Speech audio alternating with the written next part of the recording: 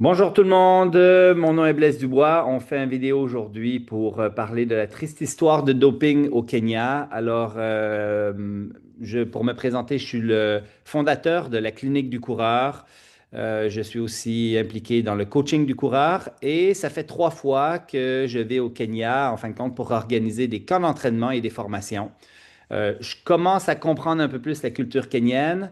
Et on organise aussi là-bas une course, probablement la course la plus relevée de trail au monde, une course de 25 km pour laquelle on donne des bourses aux athlètes, pour lequel on a des tests antidopage, pour lequel on a l'année passée eu un cas de dopage justement dans cette fameuse course. Et en allant au Kenya, on mène beaucoup d'actions philanthropiques, qui est des investissements de plusieurs dizaines de milliers d'euros qui ont été faits localement. Hier, j'ai eu la triste nouvelle, en fin de compte, que dans le milieu du trail, Joylene, qui est une athlète que je connais bien, que je connais personnellement parce que je l'oriente pour ses petits bobos, en fin de compte, a été suspendue 2 ans pour avoir échoué un test antidopage. Les médias sociaux se déchaînent, on a des messages de haine que pour certains on peut comprendre. Les athlètes qui compétitionnent contre des athlètes qui se dopent, c'est toujours plus que gênant, très embêtant. Il faut qu'on lutte contre ça, c'est certain. Mais on voit aussi une tonne de fausseté, de choses qui sont dites qui ne sont pas tout à fait vraies. Alors tout le monde, au Québec, on dit, fait son boss des bécosses, il va de ses propres analyses sans vraiment bien connaître les faits. La clinique du coureur a l'habitude de faire du fact-checker où on va prendre la science pour bien expliquer certaines choses et arrêter d'être dans les spéculations. Et aujourd'hui, ben, on n'est pas dans de la science tant que ça, quoi qu'on a Dr. Ian Schmidt qui va nous parler un petit peu de cette histoire de dopage, de la molécule qui a été utilisée et tout. Mais on veut simplement préciser, en fin de compte, différentes choses, dont nommer les faits, tenter de comprendre ce qui s'est passé, comment ça s'est passé et peut-être même essayer de comprendre pourquoi ça s'est passé comme ça. J'ai avec moi Yann Schmidt qui va se présenter dans un instant et Julien Lyon. Yann, qu'est-ce que tu fais dans la vie? Salut à tous, merci Blaise. Moi je suis médecin du sport en France. J'exerce en fait une médecine du sport assez axée sur la course à pied. Je collabore avec la clinique du coureur pour les contenus médicaux sur les réseaux et également je suis parti, bah, c'était l'année dernière, avec la clinique du coureur en stage au Kenya à Iten, ce qui m'a permis de voir et vivre un peu la course à pied au Kenya. Super. Et j'ai aussi Julien Lyon.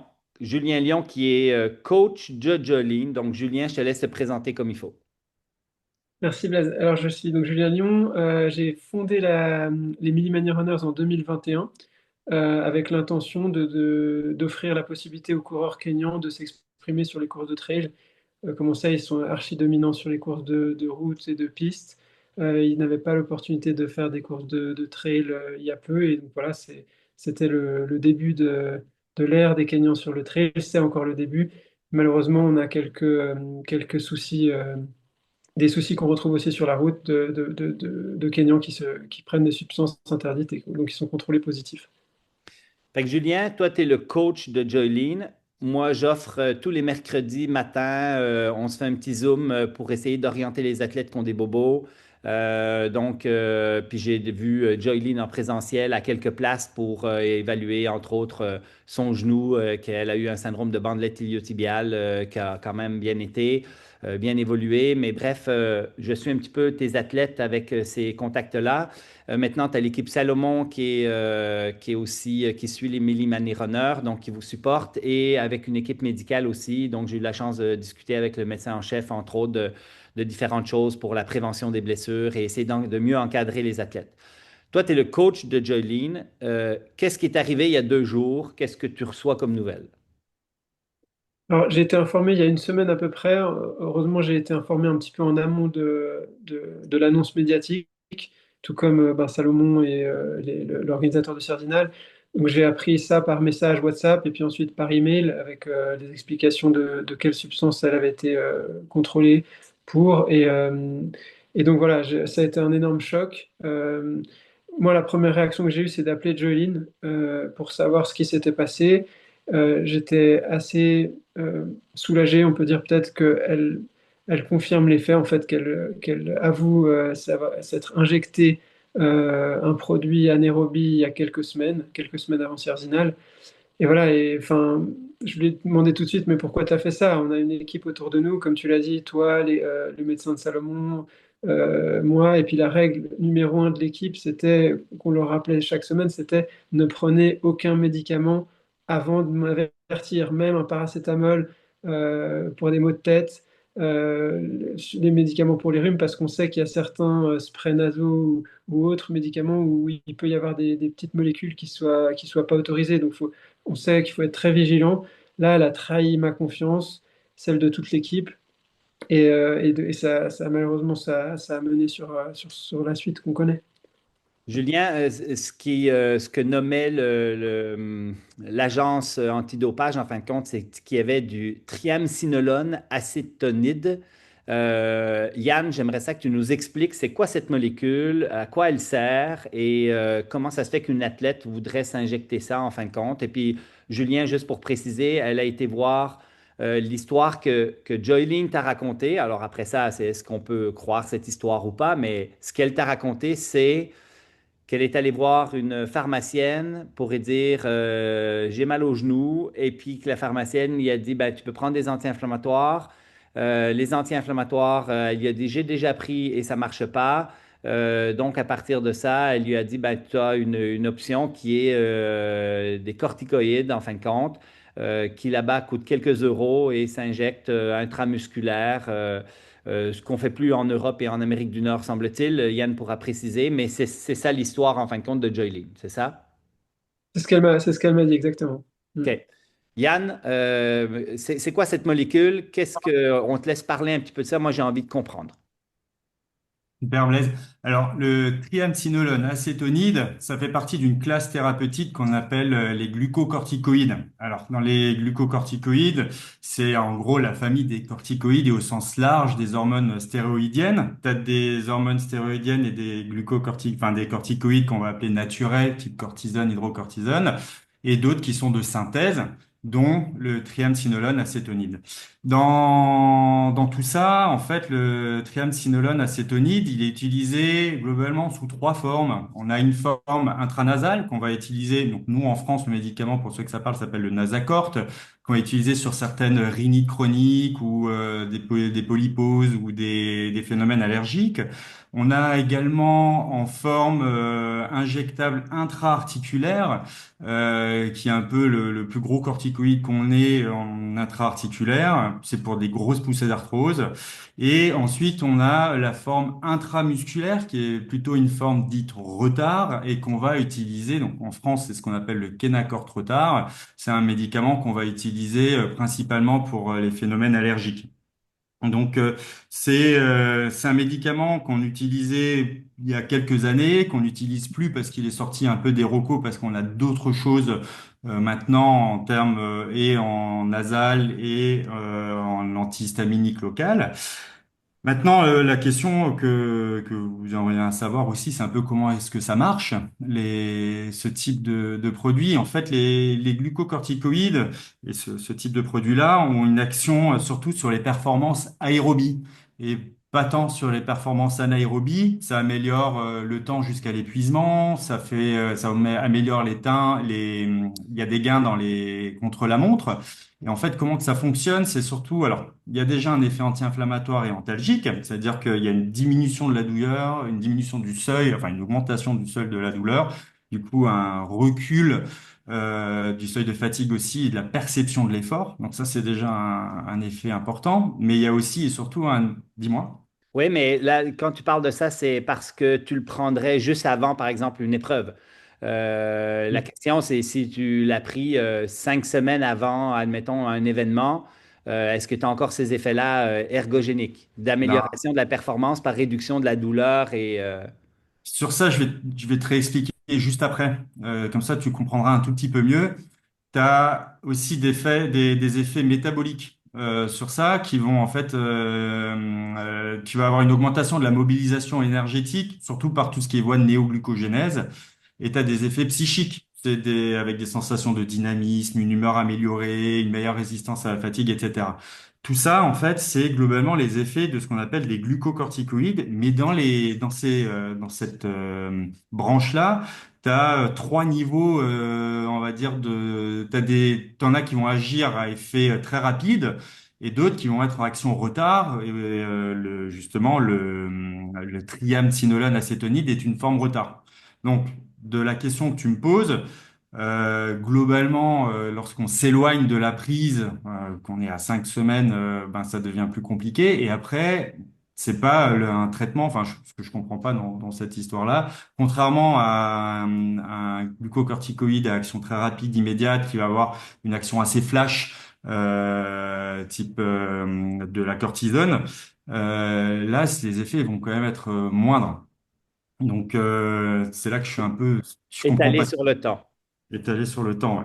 On n'est pas sur un effet bolus d'action très courte, on va être sur un effet qui va être justement retardé et qui va durer dans le temps. Et tout à l'heure, tu as nommé que c'est un stéroïdien. Pour celui qui ne connaît pas les molécules, stéroïdien, ça fait stéroïde anabolisant, mais cette molécule-là n'a pas d'effet sur stéroïdien anabolisant, c'est-à-dire tu ne construis pas plus de muscles. C'est pas l'action, non, justement, le problème dans ce type de médicament, c'est que tu peux avoir des pertes musculaires et des fontes musculaires, comme tu as aussi sur des utilisations plutôt chroniques, des pertes en os. Tu as des pertes osseuses, tu as des risques d'ostéoporose, justement dans les effets avec la néoglucogénèse, etc., sur des utilisations chroniques, tu as des risques de diabète, tu as des risques d'hypertension. Sur les points d'injection, tu as des risques aussi de dépigmentation, de nécrose. Voilà, tu vois, c'est pas. Donc, si je synthétise en fin de compte, cette molécule-là, dans un objectif de dopage, ça pourrait avoir un effet, mais il faudrait la prendre de façon assez régulière. Il faudrait, avec tous les effets secondaires qui viennent avec, hein. Euh, Ouais. mais clairement, euh, est-ce que tu penses que c'est une molécule qui est utilisée dans le dopage par quelqu'un en Europe ou en Amérique du Nord? Parce que j'ai l'impression que c'est une vieille molécule qui a des effets qui sont bien loin de ce que plusieurs prennent pour essayer de se doper. Ouais, moi, je suis plutôt sur ça, c'est que c'est une vieille molécule, c'est un vieux médicament enfin qu'on n'utilise même plus. Moi, au début de mes études, on le faisait encore chez certaines patients qui avaient des allergies, ce qu'on appelait le Kenacort trop tard, mais qu'on n'utilise plus parce qu'il y a 10 fois mieux, et beaucoup plus sécurisé. C'est une molécule qui coûte, ben, là, j'ai regardé juste avant, ça coûte 2 euros en France.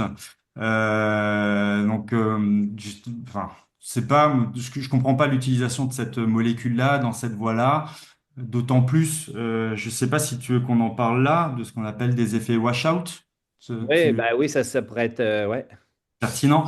Donc, je remets un peu le contexte. On peut utiliser certains médicaments dans le milieu du sport, lorsqu'en plus on veut utiliser ça près d'une compétition en compétition. On appelle ça les AUT. C'est les usages à des fins les autorisations à des usages thérapeutiques. Il y a quatre conditions.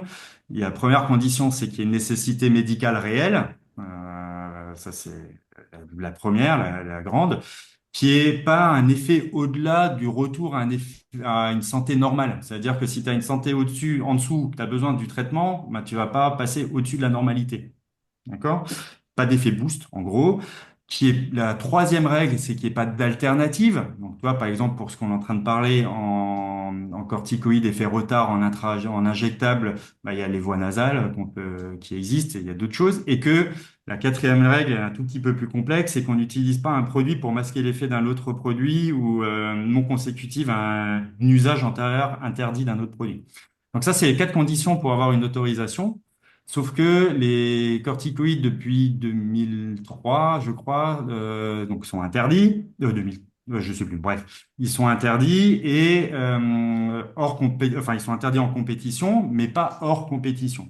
Et t'as l'AMA, donc t'as des listes en fait qui sont publiées pour pouvoir utiliser ces traitements avec un respect de périodes de sevrage, ce qu'on appelle les wash-out.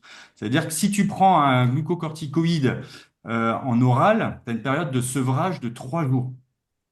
Si tu le prends en intramusculaire, tu en as certains, par exemple la prednisone ou la prednisolone, c'est 10 jours, et celui dont on parle, c'est 60 jours. Donc c'est justement ça la question, c'est que tu prends ce type d'infiltration, ben, tu en as pour 60 jours. Donc de le prendre Donc, tu es proche d'une certain, t'es certain de te faire choper si c'était vraiment pour faire du dopage. certain de te faire choper. Ouais. OK. Julien, c'est qui Joyline d'abord? Juste nous décrire l'athlète, qu'est-ce qu'elle a fait, elle vient d'où?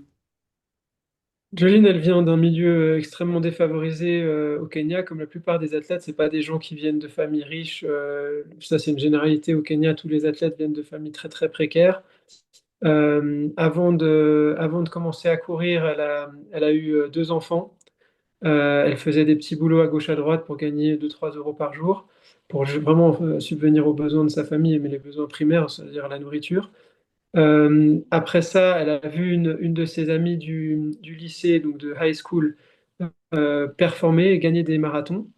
Et elle s'est dit, ben, si mon amie peut le faire, je peux le faire aussi. Elle était en surpoids euh, elle a perdu 25 ou 30 kilos en quelques mois en reprenant, en courant euh, d'abord 1 kilomètre autour de chez elle, puis deux, puis quatre, puis huit, jusqu'à, après quelques mois, rejoindre des groupes d'entraînement autour de chez elle. Et puis elle a fait ça pendant 2 ans, mais il n'y avait pas d'opportunité pour elle là-bas, donc elle commençait à revenir à un bon niveau, mais elle voyait qu'il n'y avait aucune opportunité, donc elle a entendu parler de notre groupe. Une amie lui a dit, tiens, il y a ce groupe Mini Runners Aiten, tu pourrais les contacter, ça pourrait te convenir. Et donc elle nous a contactés, elle a rejoint le groupe, voilà, on l'a aidé. Moi j'ai un attachement à Jolene, ça m'attriste beaucoup cette histoire. Je l'avais sortie de la misère et ce que je vais dire est triste, mais j'ai l'impression elle va y replonger, quoi.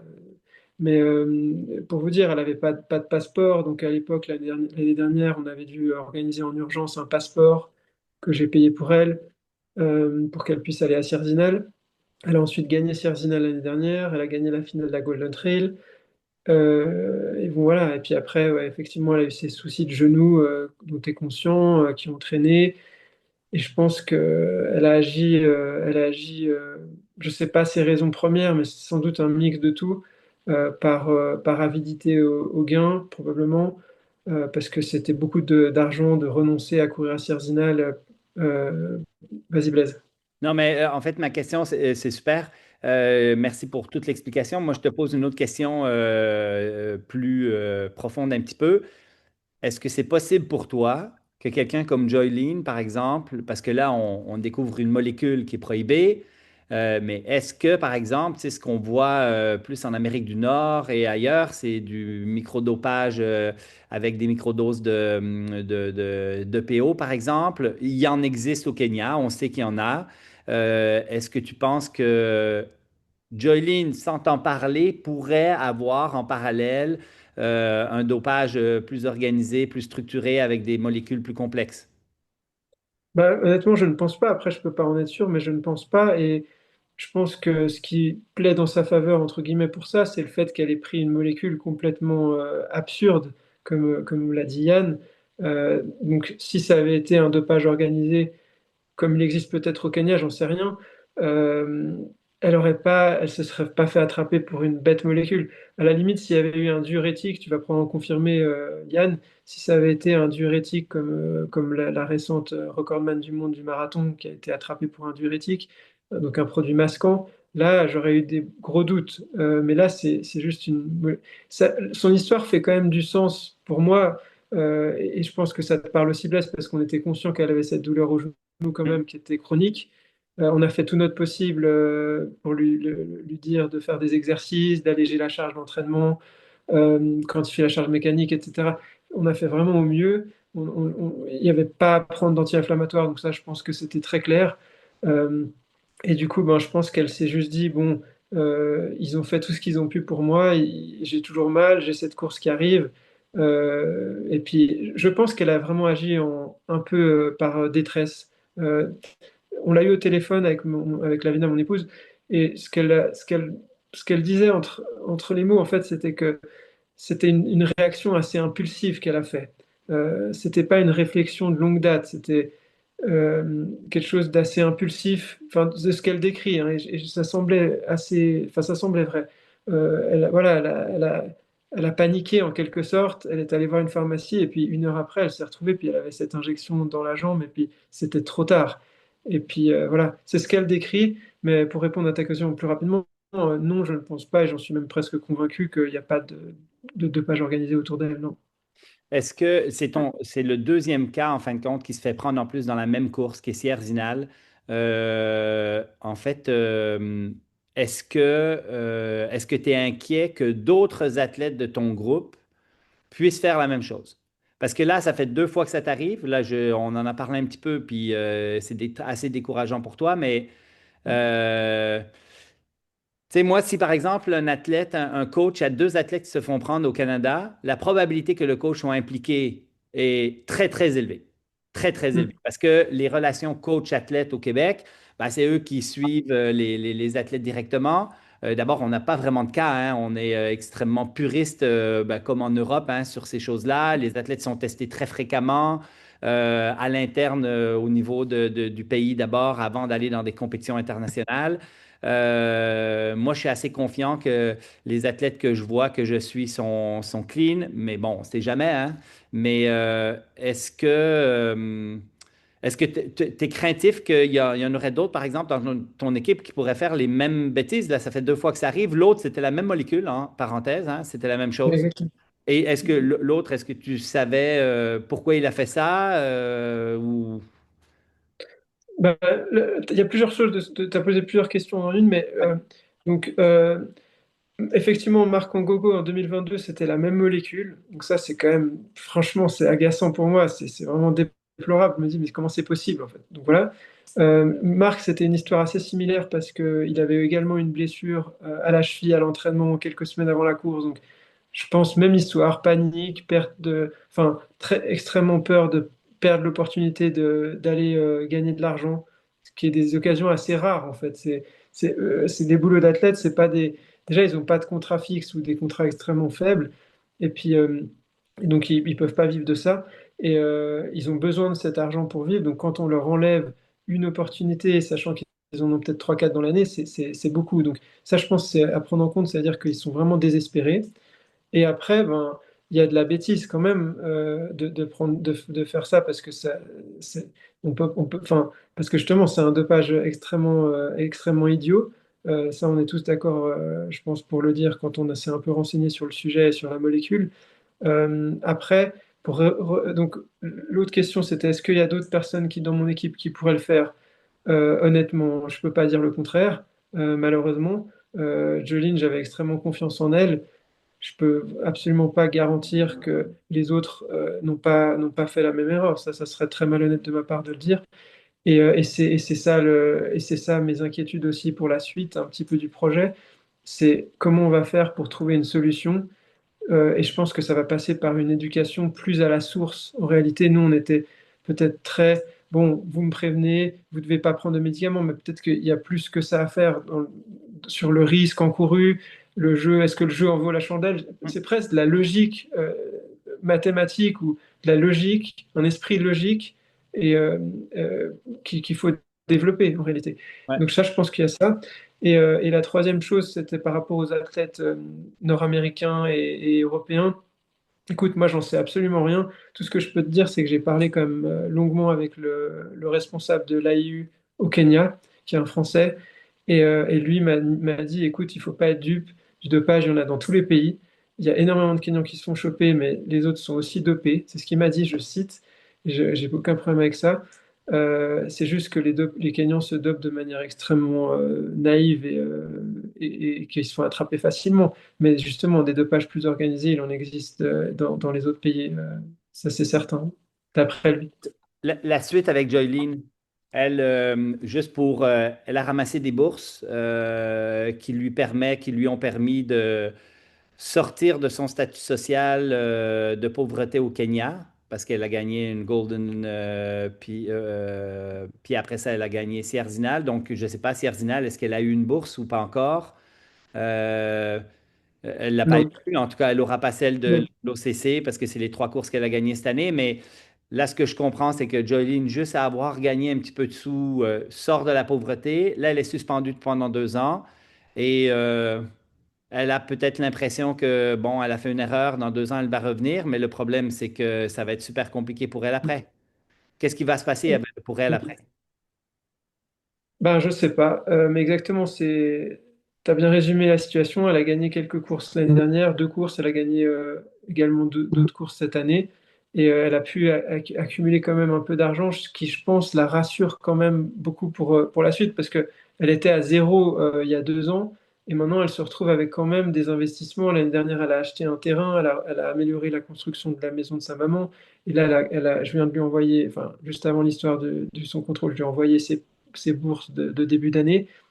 Ça représente quand même, je crois que c'est à peu près 20 000 € cette année de gain. Ben, c'est pas rien, c'est quand même de l'argent au Kenya, ça représente quand même pas mal d'argent.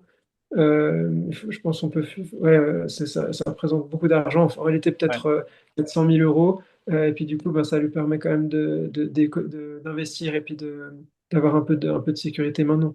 Mais Pour effectivement, la suite, je pense que la suite est très négative pour elle. Elle a pas beaucoup de chances de revenir, à mon avis, d'être acceptée par une équipe ou un autre sponsor. Ouais. Puis pour mettre en contexte un peu, le salaire moyen journalier à Iten est autour de 5 dollars, 5 euros grossièrement. Si vous faites un x10 à x20 pour savoir c'est quoi le niveau de vie associé à 1 euro, 1 dollar. Donc quand elle gagne 20 000, ben, effectivement, ça correspond à beaucoup, beaucoup d'argent. On peut penser à du 400 000 dollars en fin de compte dans ton année. Donc, c'est plusieurs années de salaire en fin de compte qu'elle a gagné en quelques courses qui lui permettent de sortir de la pauvreté comme elle était avant. Mais c'est extrêmement triste parce que, comme tu dis, tu sais, l'athlète qui s'est fait suspendre il y a 2 ans, là, il voudrait recourir. D'ailleurs, il t'a contacté et là, c'est compliqué. Ben là, en plus, le timing est pas bon. Mais effectivement, c'est très compliqué. À mon avis, ça sera clairement, il a aucune chance. Donc, ouais, c'est triste parce que 2 fois, c'est des erreurs qui sont un peu dramatisées quand même sur les réseaux parce qu'il y a des raccourcis entre dopage, voilà, c'est égal triche et tout ça. Mais quand on creuse un tout petit peu, oui, c'est de la triche, mais c'est avant tout une erreur vraiment d'ignorance en fait. Et puis ça, c'est un peu triste d'en arriver là pour des athlètes comme ça. Ouais. Mm.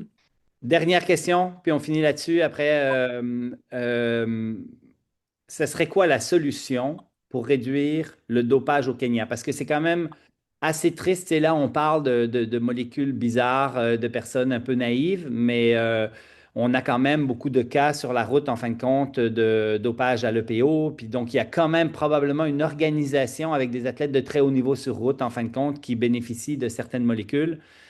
Comment on fait? Parce que le Kenya s'embourbe continuellement, hein. Présentement, ils sont sur la sellette de se faire bannir comme pays à cause du dopage. Et là, comme ça n'arrête pas, moi, je suis très inquiet qu'à un moment donné, le Kenya ne pourra plus participer à aucun grand jeu parce qu'il y a une considération que c'est presque étatique. Donc, la question, c'est quoi pour toi la solution quand les athlètes se disent, ouais, ben, de toute façon, c'est juste 2 ans, je vais revenir dans 2 ans, et puis voilà. Bah, je pense que là, t'as bien dit en terminant comme ça, c'est-à-dire que un des problèmes, à mon avis, c'est que les suspensions sont pas assez lourdes. Alors, l'Agence mondiale antidopage ne peut pas faire des suspensions différentes pour les Kenyans que pour les autres, mais le Kenya, et c'est probablement ce qui va arriver dans les mois ou les années à venir, parce que ça risque de prendre un peu de temps, mais que le Kenya soit forcé, d'une manière ou d'une autre, d'imposer des sanctions eux aussi en termes de pays. Donc, par exemple, une amende qui soit assez lourde et qui soit peut-être proportionnelle au gain de l'athlète, ou alors carrément comme je crois que ça se fait encore aux États-Unis, en tout cas ça se faisait, je me souviens avec l'histoire de Marion Jones, une peine pénale. Déjà, je pense que ça serait déjà un peu plus dissuasif que juste 2 ans, comme tu le dis. Ouais. Hmm.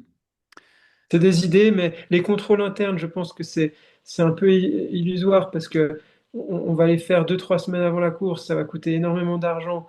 Et puis ça nous garantira pas que l'athlète va pas trouver une solution de s'injecter ou de prendre un produit dans le laps de temps. On veut dire, même 5 minutes avant le départ, quand l'athlète va faire pipi aux toilettes, il peut prendre quelque chose. Donc, on peut pas, le risque zéro, il n'existera pas. Ça, je pense qu'il faut aussi l'accepter.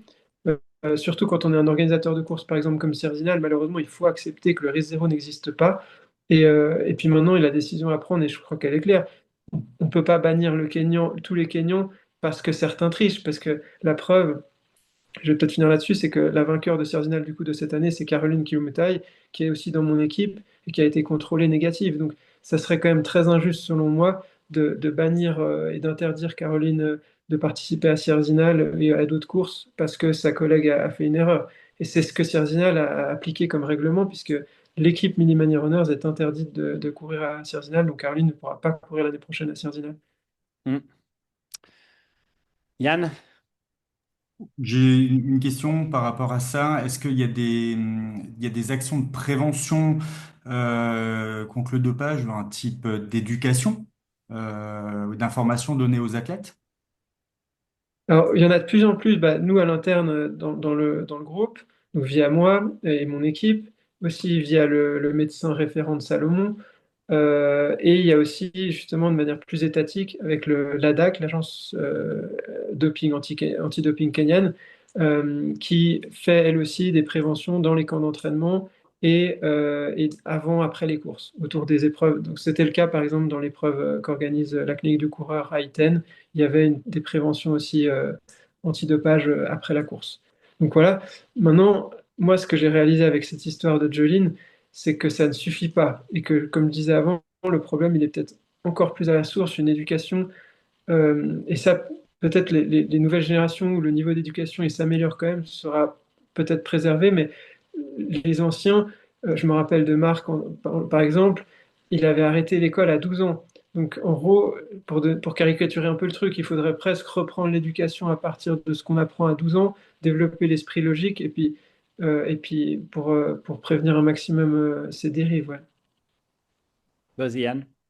J'ai une question sur ça. Alors, je sais pas, ça m'a traversé l'esprit, mais par exemple de faire, comme tu disais, parce que c'est un peu quand j'étais au Kenya chez vous et que j'avais avec la clinique du coureur, c'est un peu globalement ce que j'avais compris. Et toi, par exemple, d'essayer de faire un espèce de livret type BD sans forcément d'avoir des textes en expliquant que tu as fait beaucoup d'efforts pour en arriver là. Tu peux avoir quelqu'un qui peut te proposer ça et tu peux tout perdre de tout ce que tu avais fait avant. Et tu vois, comme une espèce de BD ou un truc qui fait que n'importe quelle personne qui sait lire ou pas lire puisse le comprendre. Et comme, tu vois, je sais pas, c'est... C'est des idées, mais encore une fois, le risque, quand même, je pense qu'ils en sont conscients quand même, je pense, du risque.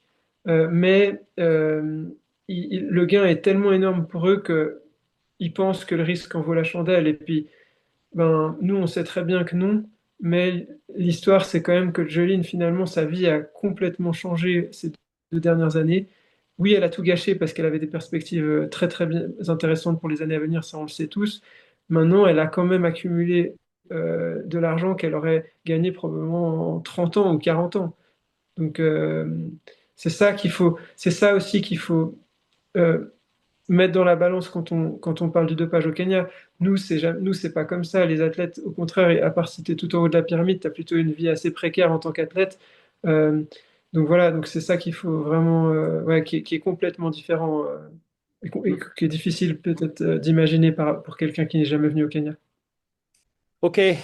Merci les gars. Je pense que ça a été une bonne discussion sur la précision de toutes ces choses-là. Le problème que ça fait, en fin de compte, ces histoires-là, c'est que ça nous rend très suspicieux de tout le monde. Donc, on se pose des questions sur Julien Lyon, le coach. On se pose des questions sur l'équipe médicale qu'entoure Joylene. On se pose des questions parce qu'on prend nos connaissances à nous, notre environnement à nous pour le proposer, en fin de compte, l'interposer dans cette histoire kenyenne. Et puis, ben, on devient suspicieux de tout le monde. Est-ce que tout le monde sur Tour de France est dopé? Puis, est-ce que tous les Kenyans sont dopés? Et là, c'est vraiment, ça devient très compliqué, en fin de compte, de se faire une tête quand on n'est pas directement dedans, qu'on ne comprend pas la culture kenyenne, qu'on comprend pas, en fin de compte, ce qu'eux vivent. Parce que moi, là-bas, je me fais, On a une massothérapeute, en fin de compte, son frère, c'est Runox Kipruto, qui s'est fait prendre pour dopage, qui avait le record sur 10 km route. On va sur la piste et puis on arrive à dire, ah, ça c'est celui de 1500 qui s'est fait prendre pour dopage, qui essaye de revenir parce qu'il a fini sa suspension. Ah, ça c'est un ancien marathonien qui eu une suspension aussi. Il y en a tellement finalement que on devient vraiment suspicieux de tout le monde finalement, puis on commence à ne plus croire en fin de compte à la possibilité d'être clean. Et ce qui est très triste avec Joylene, en fin de compte, c'est que avec tout son talent, elle aurait pu absolument rien faire d'autre et elle aurait quand même été championne du monde et elle aurait eu une super vie autour de ça. Donc, c'est triste pour elle. C'est triste pour le sport, c'est triste pour les Millimani Runners qui ne peuvent plus aller à Sierzinal, pour l'image du coach, pour l'image du staff médical qui la suivent. Salomon s'est aussi rapidement détaché de ça et bien évidemment, c'est tout à fait normal, mais bien évidemment, il y en a encore une fois qui vont faire des amalgames et dire, ouais, là, ça fait deux athlètes Salomon, etc., etc. Voilà, c'est triste. Mot de la fin, est-ce que vous avez quelque chose à dire pour conclure là-dessus? Yann? Euh, ouais, Yann, vas-y. Ouais, c'est toujours ça. Enfin, moi, je suis en tant que médecin et médecin du sport, on va te faire valoir. Enfin, on essaie de tout faire, tout faire, tout faire, tout faire, tout faire pour qu'il n'y ait pas de dopage. Et ce genre d'exemple-là me conforte encore plus de continuer les informations auprès de mes patients, des athlètes que je croise. Et ça me donne encore plus envie de continuer à aider avec la clinique du coureur ou autre, et également sur des voies comme ça pour faire de la prévention et pour que ce genre de désastre familial, personnel, pro, d'équipe, etc. ne se repasse plus, quoi. Julien? Bah pareil, bah merci pour ce podcast et puis pour cette interview. Euh, ouais, je suis aussi, je suis le premier en fait à espérer que ce genre de cas ne se reproduise pas. Mais d'un côté, je suis le dernier à croire que ça sera le cas. Je suis certain qu'il y aura d'autres cas encore. Il y a encore énormément de travail à faire, mais comme dit Yann, ça me motive également à poursuivre le combat, même si j'ai un peu des détracteurs maintenant qui essayent de me mettre de côté. Et je trouve ça très triste parce que c'est très contre-productif en réalité. Mais voilà, je vais continuer le combat dans la mesure du possible et puis essayer de trouver des solutions. Et je suis très ouvert aux gens qui veulent aider, comme Yann là qui proposait son idée. Et puis si les gens veulent aider, proposer des idées, c'est vraiment les bienvenus. Merci les gars, merci beaucoup. On envoie ça à toute notre communauté aujourd'hui. Donc là, il était 6h30 du matin au Québec. On va envoyer ça durant la journée. Merci d'avoir précisé tous ces trucs-là pour qu'on puisse rétablir quelques faits, mettre les choses en ordre, bien comprendre la situation. Ciao guys!